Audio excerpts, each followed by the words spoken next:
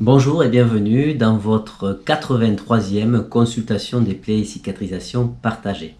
L'occasion pour moi cette semaine de partager avec vous un cas clinique, une plaie post-traumatique de jambe en retard de cicatrisation. Je vous propose de mener une réflexion autour de ces trois diagnostics différentiels et vous expose l'évolution des protocoles de soins tout au long de la cicatrisation.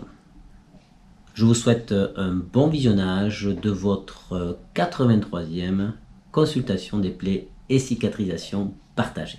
Patient qui vient me voir en consultation pour un retard de cicatrisation d'une plaie dont il m'amène tout l'historique. Traumatisme direct avec un vase friable, suturé en urgence, et ensuite la plaie s'est réouverte. Cette plaie date maintenant de 3 mois. Et nous avons une nécrose centrale, un halo inflammatoire ou lividoïde périphérique et une plaie extrêmement douloureuse. Le patient est hypertendu, il n'a pas d'AOMI. Dans ce contexte, j'évoque 3 diagnostics. Traumatisme avec un vase friable, corps étranger sous la plage de nécrose. Deuxième diagnostic, une infection sous la plage de nécrose. Et troisième diagnostic, une angiodermite nécrotique.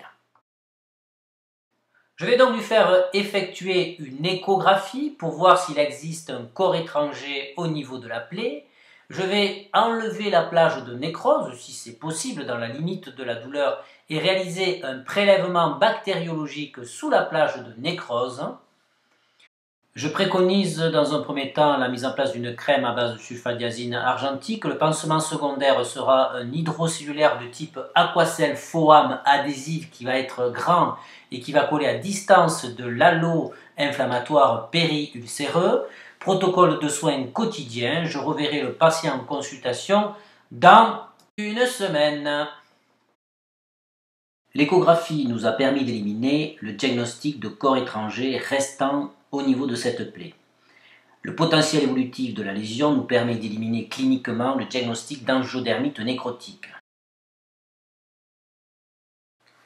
Cette suspicion diagnostique était basée sur le fait qu'il s'agissait d'un patient hypertendu. Je vous rappelle qu'il s'agit d'un ulcère hypertensif de Martorell, après un choc minime, ulcère extrêmement douloureux avec une nécrose centrale. Afin de comprendre quelle aurait été l'évolution de cette plaie s'il avait été une angiodermite nécrotique, je vous renvoie à la CPECP numéro 32. C'est en fait le potentiel évolutif avec ce halo violacé ou lividoïde périphérique qui était plutôt un halo inflammatoire et surtout qui n'a pas du tout évolué vers la nécrose, avec cette progression centrifuge de la nécrose qui là n'est pas du tout d'actualité puisque la nécrose est limitée et actuellement nous avons plutôt une fibrose avec un prélèvement qui a mis en évidence un Escherichia coli à concentration pathogène, donc il y avait une infection sous cette petite plage de nécrose. Je vais instaurer une antibiothérapie à dose curative, continuer la flamazine pour avoir une action curative locale et les douleurs ont diminué de façon très significative suite à l'ablation de cette plage de nécrose. Nous sommes à 3 semaines de la dernière consultation, 1 mois de prise en charge avec mon protocole et cette plaie a une ancienneté en tout de 4 mois. Nous avons une diminution significative de la surface de la plaie, les exsudats sont absents, il n'y a plus de syndrome inflammatoire de la peau périulcéreuse. Je lui prescris du Yalucet en interface associée à la crème de Yalucet, le même type de pansement hydrocellulaire secondaire avec un protocole de soins à effectuer maintenant tous les 2 jours. À la consultation de contrôle, la plaie est cicatrisée. Nous avons une petite croûte centrale qui n'est pas douloureuse et qui va partir toute seule lors de la douche. Nous allons protéger l'épiderme, cet épiderme néoformé des forces de cisaillement, de frottement et des traumatismes car il reste extrêmement fragile par la mise en place d'un épilex extra mince.